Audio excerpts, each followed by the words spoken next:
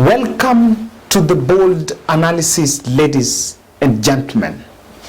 Who is running away with Musalia Mudavadi's chief minister position? Because it seems someone has decided to snatch that post from Musalia Mudavadi, or it is just the son of Moses Mudamba is in panic. Musalia Mudavadi, according to the Kenya Kwanza agreement, he was supposed to be the chief minister nominee if Kenya Kwanza were to form the next government. However, he had a condition of achieving 70% for Kenya Kwanza in Western Kenya in William Ruto's vote basket. So you can go back to the tally. I know Western Kenya is not highly contested, even if in terms of election results. Then you can give us an answer. What is the percentage that Musalia Mudavadi gave from Western? You can get your answer. In fact, I think what I understand is Mudavadi was supposed to take care of Kakamega, Vihiga, and Busia, even though Busia is the most difficult area, and I think that's where he performed poorly, the poorest. Then Moses Masiko Wetangula was supposed to take care of Trans Nzoia and Bungoma.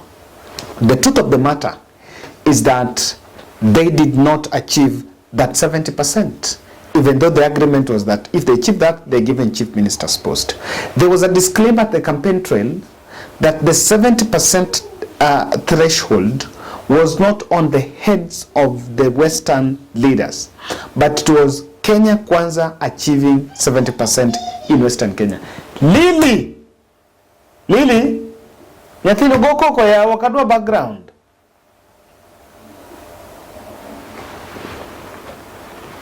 Now, even swearing in has not been done, and someone is really getting worried.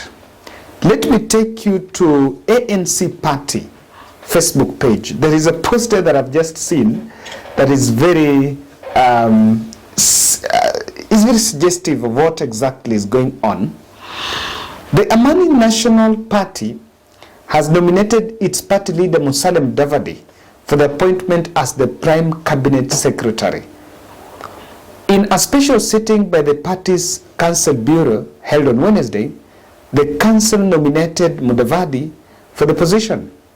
The new position, to be created through an executive order, was agreed upon by the founding party members of Kenya Kwanza in an agreement signed by President-elect William Ruto of UDA, Moses Wetangula of Ford Kenya, and Mudavadi on behalf of ANC party, if the alliance wins the 2022 election. The meeting was held by Party Secretary General Simon Gikuru and was virtually held. Now, this is an agreement that was in power sharing document. And by that time, even before the agreement was signed, Mudavadi, by virtue of him being the party leader of ANC, this is a position that was to be reserved for him. What do you think made it necessary for ANC party, or what provoked the ANC party to convene a meeting so that they could officially, or rather publicly, nominate Musalia Mudavadi? And that was a post that was shared in their Facebook page 10 hours ago. It was shared some hours before the Kenya Kwanza caucus meeting that was held in William Ruto's current residence. So it is very suspicious, guys, as to what provoked them to do that. Because you have to actually acknowledge that even swearing in has not been done. So as of now, the deputy president is just president-elect. Other positions that were there, in the Uhuru Kenyatta's regime, they had the president, and the speaker of the National Assembly was from Gema. That of the Senate was from Western. Now, this time round, if they're going to give it, then most probably Musalia Mudavadi, Chief Minister, Moses Wetangula, Speaker of the National Assembly. I don't say that is possible in the spirit of inclusivity.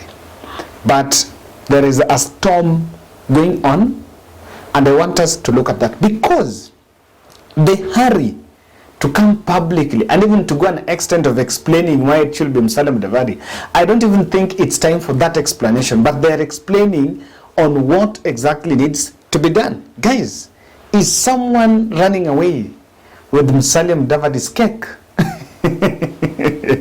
because of missing the 70% threshold, or what exactly is going on? I normally tell people that what you see on cameras are what the politicians want you to see, but a lot of behind the scene things that are the deeds that are done behind closed doors, you'll never see that. Kindly subscribe to our channel. Thank you for 30,000 subscribers that have subscribed. Asanteni sana. The last stretch of Sarah Atieno's medical bill fundraiser, 1 million. She's one of our own, and she's a subscriber in this channel, suffering acute leukemia in Kenyatta Hospital. I have been doing a 21 days challenge to call on supporters and subscribers on this channel to donate at least 50 shillings to help offset the 1 million bill for Sarah Atieno.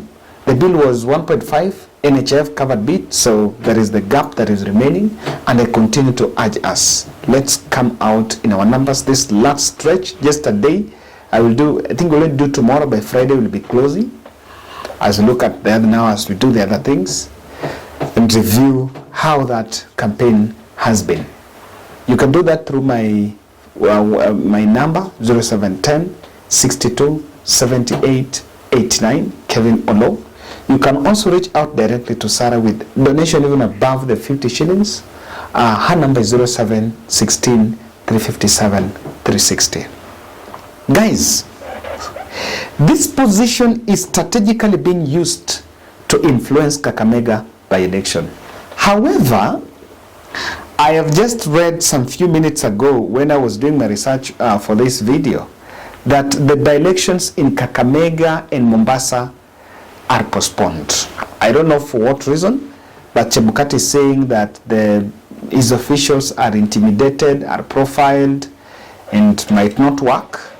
The commission, of course, that is a cover-up, but the commission lacks the quorum, because as you see now, the 4 have walked out, the ones that are protesting, the 2 have remained there, and himself. So we just have a shell of a commission, and if they are they cannot still coordinate and deliver maybe even that by election.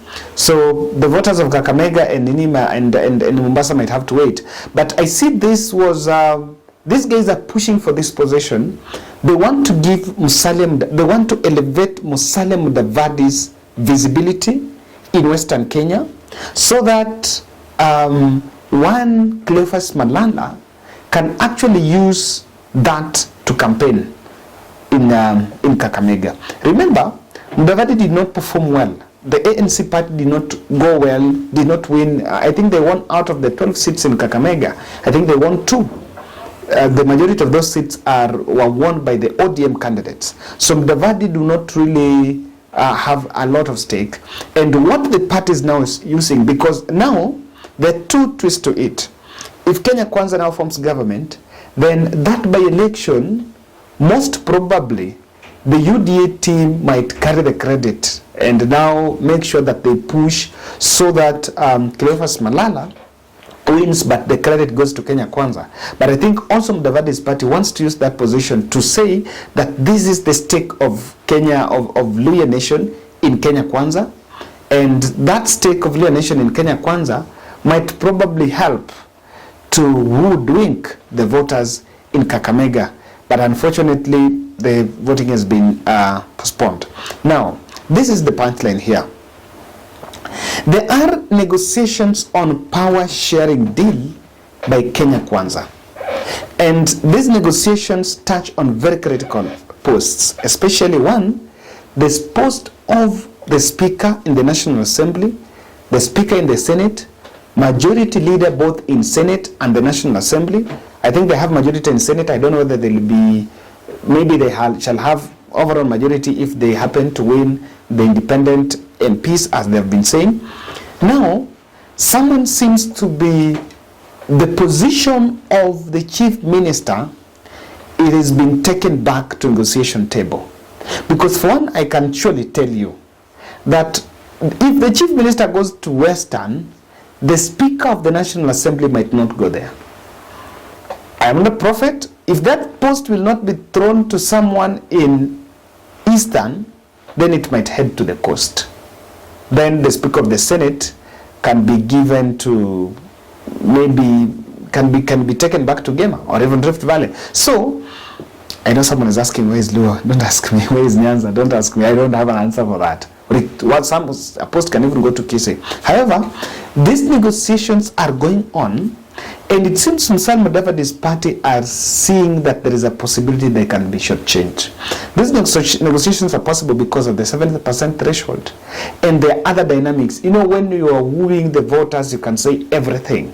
But as now things move on, you now face the reality, and there are things that have now come up that they have now to look and find a way they can harmonize. Now, some factors have emerged on the creation of the positions, and I can say that's the most unfortunate one. I was doing peer analysis by one a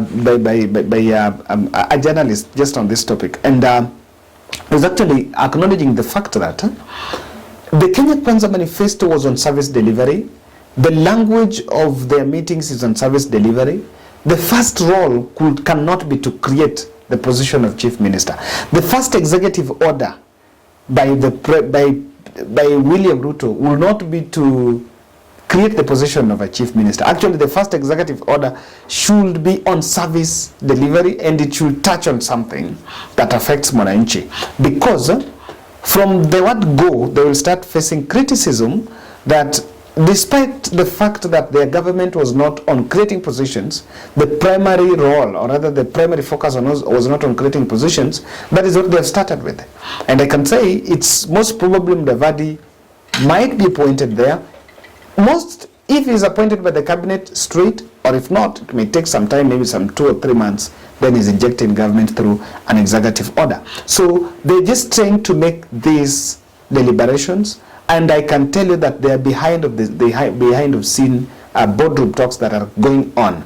You will not be shocked to see that power sharing deal overturned, because now the reality wanasema ukishachinja umeweka kila mtu anavuta mkia. And even the Rift Valley leaders who had lost, they want something. At negotiation, they were not there, but now they want something. So guys, that's my bold, and you can also tell us, do you think that post, the two posts, that's my question, do you think the two posts of the Speaker of the National Assembly and the Chief Minister will go to Western? How about the minority? And that's my bold.